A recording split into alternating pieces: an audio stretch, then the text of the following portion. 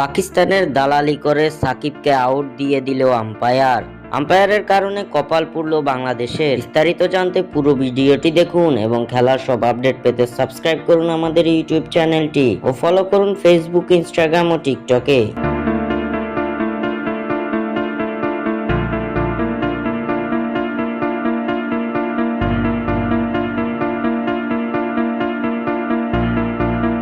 চলছে বাংলাদেশ বনাম পাকিস্তানের মধ্যকার দ্বিতীয় টেস্টের তৃতীয় দিনের খেলা। প্রথম ইনিংসে পাকিস্তানের নেওয়া 274 রানের বিপরীতে ব্যাট করতে নেমে ব্যাটিং ধস নামে বাংলাদেশের ইনিংসে।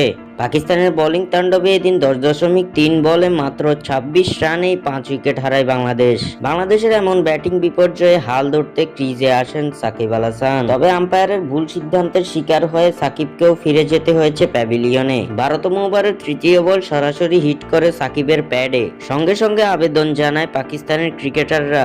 তাদের সেই জোরালো আবেদনে সাড়া দিয়ে আউটের সিদ্ধান্ত জানিয়ে দেন on-field umpire Richard Kettleborough. Review নিতে দেরি করলেন না সাকিব আল হাসান। সাকিবের রিভিউ নেওয়ার পরেই দেখা যায় বলটি প্যাডে স্পর্শ করেছে ঠিকই, তবে সেটি ছিল আম্পায়ার্স কল, অর্থাৎ আম্পায়ার যে সিদ্ধান্ত দিয়েছে সেটাই মূল সিদ্ধান্ত হবে। তবে রিপ্লেতে দেখা যায় বলটি লেগ স্ট্যাম্পে সামান্য হিট করে গিয়েছে উইকেটের পেছনে। সেক্ষেত্রে আম্পায়ার যদি আউটের সিদ্ধান্ত না দিত তাহলে বেঁচে যেত সাকিব আল হাসান। আম্পায়ারের এমন উদ্ভট সিদ্ধান্তে হতাশ হয়েছেন ক্রিজে থাকা লিটন দাসও, যা ধরা পড়েছে ক্যামেরাতে। স্বাক্ষর থেকে সাদবিন ইসলাম।